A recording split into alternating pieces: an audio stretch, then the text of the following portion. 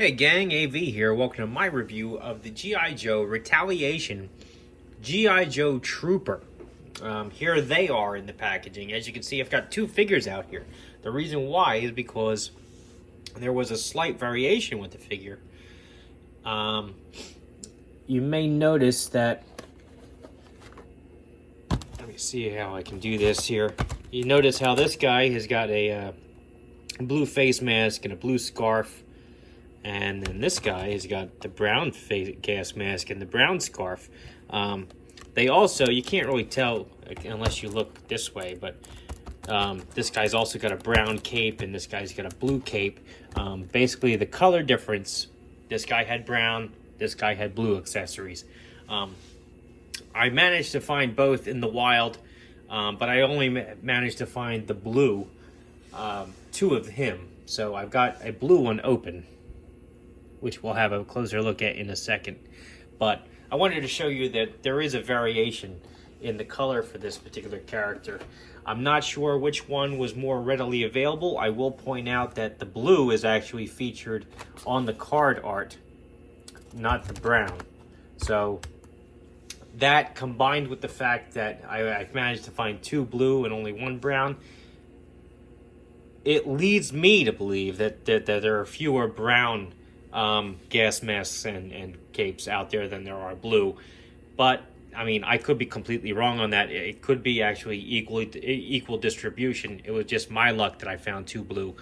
But another telltale sign is the fact that blue is featured on the card art. So that tells me that blue may have been the first release and the brown may have came after that. I don't know. If you know, let me know in the comments section. Educate me and everybody else watching. That'd be great. But anyway, here's the figure in the packaging. You can see a bunch of his accessories, not all of them, but a few, most of them, right through the bubble. On the back, you've got different examples of the figure in various poses with his accessories that he comes with. Up top here, it says the G.I. Joe Trooper is armed for action with enough weapons to win any battle. With his mask and survival cloak, he can withstand the most brutal battle conditions on Earth. It's a pretty bold statement there. But anyway, he comes with loads of action gear and two battle helmets and gear attaches to backpack, which is actually pretty awesome. And we're about to have a closer look at that right now. So here is the figure. And before I start dissecting him and taking all his gear off and showing it off, we're going to start by looking at the one accessory he does not currently have loaded out on him, and that is his extra head. This is his unmasked head. It comes with a mohawk, as you can see, which is pretty cool. Pretty good sculpt on there, too. It's a good head.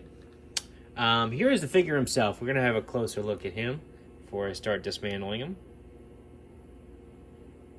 His vest could benefit from some, paint apps, but the sculpt itself is nice. And I like the different colors of his accessories. It helps break things up quite a bit.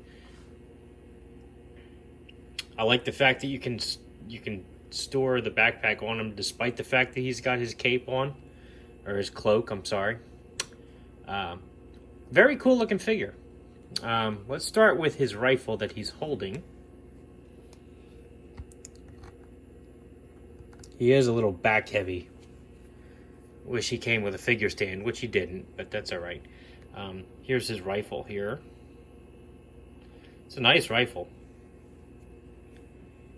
A lot of molded detail on there.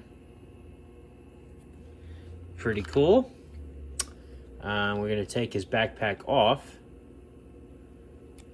And I'll start showing that off, everything there, one at a time. The legs are pretty loose. There we go. So as you can see, he's got quite a lot going on with this thing.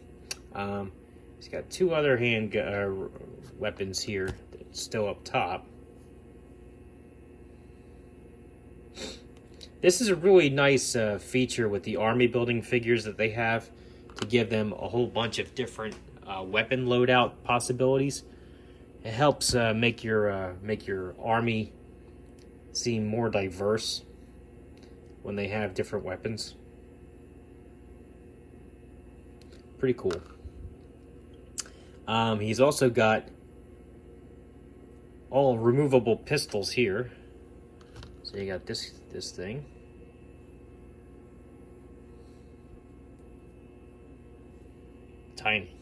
Tiny pistol.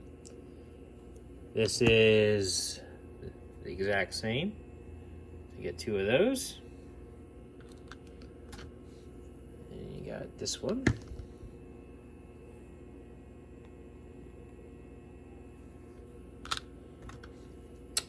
And this one.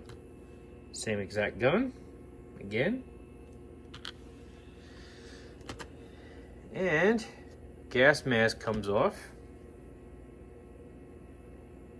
It's blue molded plastic, actually black molded plastic. It's painted blue with a gold, a reddish orange visor. And this is meant to fit on top of the unmasked head, obviously. It's actually a nice fit on there.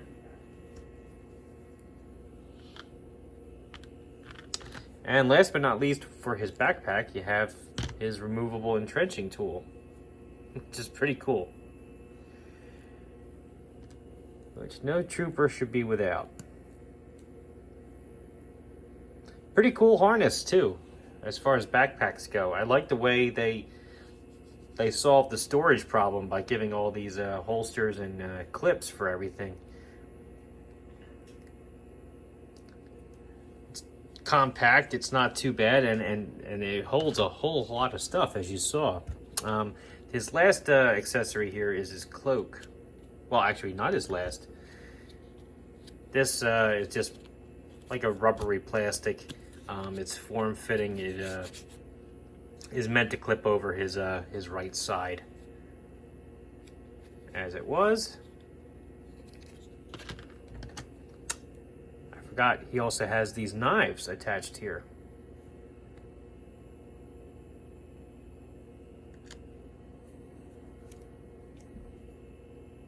Very, very cool. Two different knives. Holsters there. Have a look at him without his cloak on and his gear.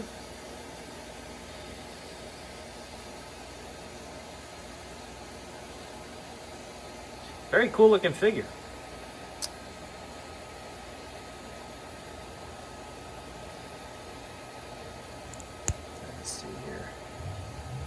The scarf is permanently attached as well, so there's no swapping gear with the brown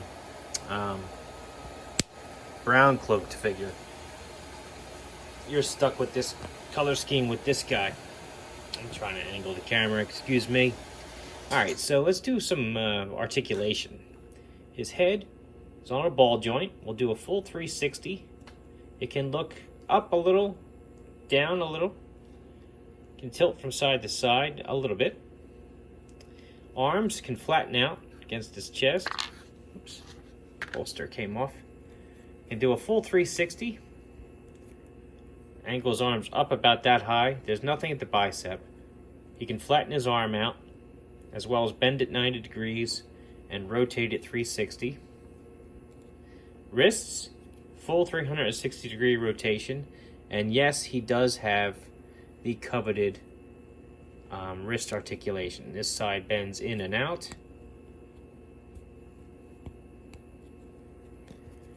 This side, I believe, bends up and down.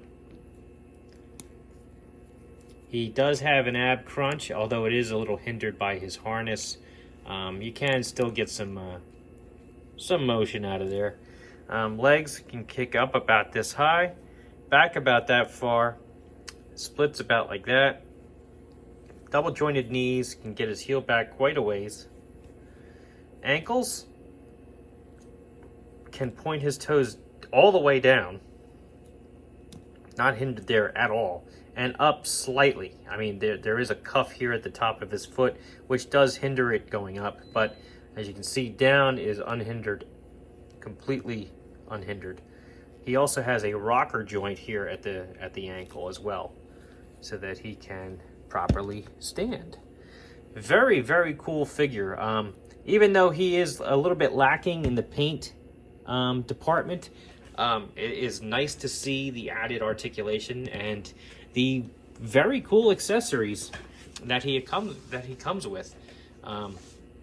Definitely a bonus compared to the other figures that we had gotten in that wave up until this point.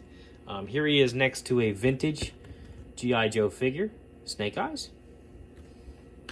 A vintage collection Star Wars figure, Luke Skywalker. Always coming up short. Boss Fight Studio blank.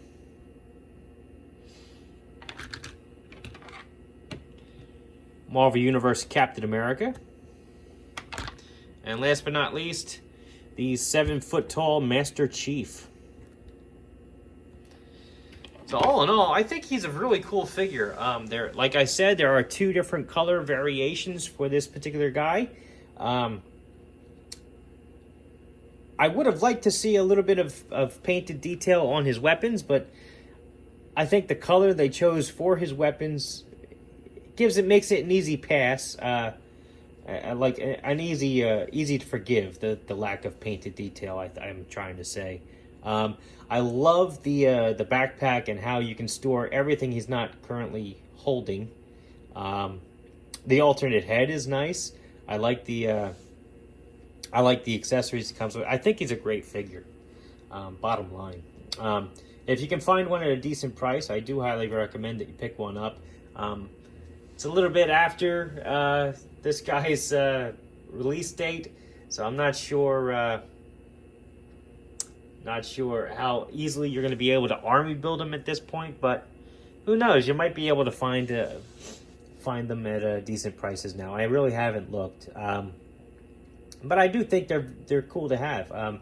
Basically, a retaliation version of the Steel Brigade, in my opinion. So, very cool figures, and I do recommend that you pick them up. This has been AV. If you like this video, check out my channel.